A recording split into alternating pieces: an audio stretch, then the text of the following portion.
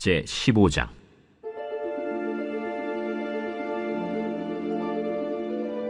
하나님의 영이 오뎃의 아들 아사랴에게 임하심에 그가 나가서 아사를 맞아 이르되, 아사와 및 유다와 베냐민의 무리들아, 내 말을 들으라. 너희가 여호와와 함께하면 여호와께서 너희와 함께 하실지라. 너희가 만일 그를 찾으면 그가 너희와 만나게 되시려니와 너희가 만일 그를 버리면 그도 너희를 버리시리라. 이스라엘에는 참신이 없고 가르치는 제사장도 없고 율법도 없은 지가 오래되었으나 그들이 그 환난 때에 이스라엘 하나님 여호와께로 돌아가서 찾으매 그가 그들과 만나게 되셨나니, 그때에 온 땅의 모든 주민이 크게 요란하여 사람의 출입이 평안하지 못하며 이 나라와 저 나라가 서로 치고 이 성읍이 저 성읍과 또한 그러하여 피차 상한 바 되었나니, 이는 하나님이 여러 가지 고난으로 요란하게 하셨습니다. 그런즉 너희는 강하게 하라. 너희의 손이 약하지 않게 하라. 너희 행위에는 상급이 있음이라. 오늘 본문 말씀 역대하 15장 아사랴의 교훈입니다. 예전에 청소년부를 맡을 때 캠프가 참 많았습니다. 1년에 거의 한 달을 집 밖에서 지냈던 것 같습니다. 그런데 고난 있는 아이들을 데리고 가다 보니 어쩌다 스키장을 가게 됐습니다. 저 역시 난생 처음 한 번도 스키를 타본 적이 없어서 걱정이 됐습니다. 장비도 모르고 착용법도 모르고 타는 법도 모르니 많은 도움을 받아야 되더라고요. 보니까 스키장도 단계별로 초급이 있고 중급이 있고 고급 코스가 나눠져 있었습니다. 잘할수록 더 가파르고 이 코스가 아주 어려운 코스이더라고요. 저는 스키바를 착용하고 손에 이 짝대기 같은 거를 2개 들고 가기 시작했습니다. 그런데 스키에서 가장 중요한 게 보니까 이 발을 A자로 형태로 만드는 것이 너무나 중요하더라고요. A자가 풀어지는 순간 브레이크 없는 자동차처럼 내리막길을 막 달려가게 됩니다. 얼마나 무서운지요. 그냥 나르게 돼요. 나르고 뒹구르고, 게다가 사람과 부딪혀서 다치는 사람들도 너무나 많더라는 것이죠. 그런데 옆에 있는 이 강사가 저에게 계속 옆에서 발목 그리고 A자 이렇게 외쳐주니까 그것을 계속 생각하면서 이렇게 타게 됐습니다. 풀어질만 하면은 경고해주고, 풀어질만 하면은 다시 얘기해주고, 외쳐주니 제가 감당할 수 있는 속도로 이렇게 내려올 수 있더라고요. 이렇게 조금 될 만할 때 중요한 것을 외쳐주고 경고해주는 것이 참 중요하죠. 하나님께서 이스라엘이라는 나라를 살리시고 영적으로 개혁하기 위해서 오늘 아사랴라는 사람을 통해서 3가지를 계속해서 경고해주고 계십니다. 교훈 첫 번째, 전쟁에서 승리했을 때도 말씀을 듣고 하나님을 찾으라 경고하십니다. 어제까지 아사왕은 부강한 구스 나라를 쳐서 전리품을 얻었습니다. 아사왕 구스를 앞에 두고 여호와 하나님께 부르짖지 않았습니까? 주여 도와줄 이 여호와 하나님밖에 없나이다. 그렇게 하나님 붙들고 전쟁에서 대승을 거두게 됩니다. 아사왕이 왕이 되면서 이 승전가를 부르고 전쟁에서 승리해서 으쓱할 수 있는 그때에 아사랴가 나타난다는 것이죠. 1절에 보니 하나님의 영 오뎃의 아들 아사랴에게 임하심에, 어제처럼 큰 전쟁과 위기 속에 있을 때 그럴 때는 하나님께 잘 묻고 말씀을 들으면서 가겠지만 승리했을 때가 말씀이 잘 안 들립니다. 전리품을 취하고 승전가를 부르며 너무 되는 일이 잘 될 때 말씀의 귀를 더 많이 기울여야 된다는 것이죠. 취업이 되어서 물질의 전리품을 취하고 너무 건강해서 대단한 프로젝트와 업적을 달성하고, 그럴 때 말씀의 사람을 더 가까이 하고 말씀의 귀를 기울여야 합니다. 그런데 이 아사왕을 보니 아주 젊은 나이에 왕이 되었습니다. 그의 부친 아비야가 오직 3년밖에 다스리지 못하고 젊은 나이에 죽었기 때문에 이렇게 빠르게 왕이 됐죠. 하나님 보시기에 온전하지 못했던 르호보암과 아비야를 이어서 남유다에서 처음 선한 왕이 나오게 됩니다. 악한 부모 밑에 있는 것이 고난이라도 그 가운데 하나님을 찾으면 선한 왕이 되고, 선한 부모 밑에 있어도 내가 하나님을 버리면 악한 왕이 됩니다. 다윗 아래 압살롬이 나오는가 하면 아비야 같은 악한 왕 밑에 아사 왕이라는 선한 왕이 나옵니다. 부모의 영향도 있지만 정치적인 경험이 없는 이 아사 왕에게 하나님께서는 아사랴라는 사람을 보내서 말씀으로 인도해 가시더라 하는 것이죠. 그 이유는 남유다를 살리시고 살리시기 위해서 아사랴를 보냈다 하는 것입니다. 교회나 어떤 공동체를 살리려고 할 때 하나님의 영에 감동된 한 사람을 통해 말씀을 외치게 하십니다. 잘 될 때나 고난 중에 있을 때나 그런 사람을 보내시는 것이 하나님의 사랑이고 하나님이 구원하고자 하는 의지라는 사실이죠. 2절에 보니 그가 나가서 아사랴를 맞아 이르되 아사와 및 유다와 베냐민 무리들아 내 말을 들으라 이렇게 이야기합니다. 이 아사랴를 보니 왕 앞에서도 두려워하지 않습니다. 사람의 눈치나 반응을 살피지 않고 하나님의 뜻을 가감없이 전달하는 사람, 그 사람이 바로 아사랴죠. 말씀 선포는 사람의 반응에 휘둘릴 이유가 없습니다. 그 기준이 절대적인 하나님의 말씀에 있기 때문이죠. 지금 생사의 기로에 놓여진 남유다를 살릴 수만 있다면 무엇이 망설여지겠습니까? 이러한 사명을 받은 아사랴, 그의 기질대로 하나님의 말씀을 가감없이 전달하고 있습니다. 내가 말씀이 들리는 그 한 사람이 되면 아무리 악한 가정, 아무리 악한 우상숭배 중심에 있어도 내 인생을 회개함으로 선으로 바꿔주시고 하나님의 율례와 법도의 길에 들어가게 하십니다. 부자와 나사로 이야기에서도 부자가 자기 형제들을 이곳에 오지 않게 전하겠다고 할 때 그 옆에 이미 선지자가 있다라고 말씀하시죠. 하나님은 내 옆에 말씀을 들을 한 사람을 보내서 핑계할 것 없는 인생이 되게 하신다 하는 것입니다.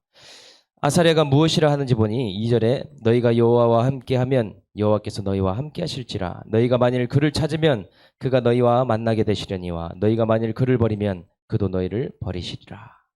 그러니 하나님을 찾으면 만날 것이고 하나님을 버리면 하나님도 남유다를 버릴 것이다 이렇게 말씀하신다는 것이죠. 그런데 이 아사랴가 한 말을 똑같이 말했던 왕이 이스라엘에 있습니다. 그 사람은 바로 다윗이죠. 역대상 28장 9장에 다윗이 죽기 전에 솔로몬이 이 말씀과 똑같은 이야기를 했습니다. 여호와께서는 모든 마음을 감찰하사 모든 의도를 아시나니 네가 만일 그를 찾으면 만날 것이요 만일 네가 그를 버리면 그가 너를 영원히 버리시리라. 다윗은 인생의 숱한 고난을 겪으며 깨달았습니다. 하나님을 찾지 않고 하나님을 버리는 인생은 말로가 비참하게 버림을 받게 된다 하는 것을 깨달았습니다.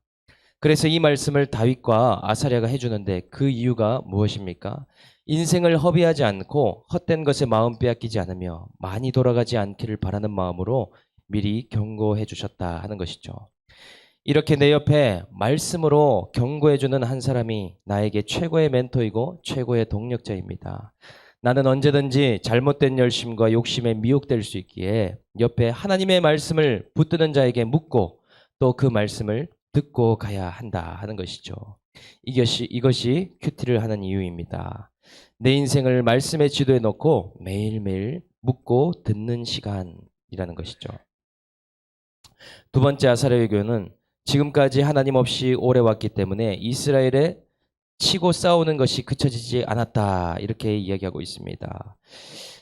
정작 이스라엘은 솔로몬의 말년으로부터 지금까지 하나님 없이 살아왔습니다. 3절에 보니 아사랴는 지금 남유다의 상태가 어떤 상태인지 면밀하게 알려주고 있습니다. 이스라엘은 참 신이 없고 가르치는 제사장도 없고 율법도 없는 지가 오래되었으니 라고 되어 있죠.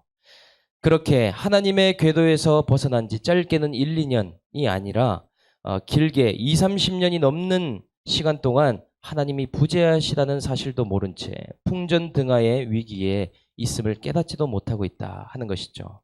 여기서 참신이 없다는 것은 남유다에 하나님 외에 다른 잡동사니가 너무 많이 들어왔다. 그렇게 경고했던 가나안 신들과 우상들과 바알산과 아세라산 같은 것들이 들어왔다 하는 것입니다. 하나님께서는 인생이 허무한 것에 굴복하고 썩어질 것에 마음 빼앗기기를 원치 않으시죠. 또한 가르치는 제사장이 없다고 하는 것은 남유다의 참된 말씀과 참된 제사장이 사라진 지 아주 오래되었다. 성전 지을 때 이벤트가 있을 때는 제사장들이 법궤를 메웠지만 그 이후에는 제사장들이 제 역할을 못했다 하는 것입니다. 뿐만 아니라 율법이 없다는 것은 너무나 죄가 만연하다 보니 죄를 깨닫고 회개하는 능력을 잃어버렸다. 지금 남유다가 이런 상태라고 말해준다는 것이죠. 그래서 하나님께서 사용하시는 방법은 무엇인가? 4절에 환란을 허락하십니다.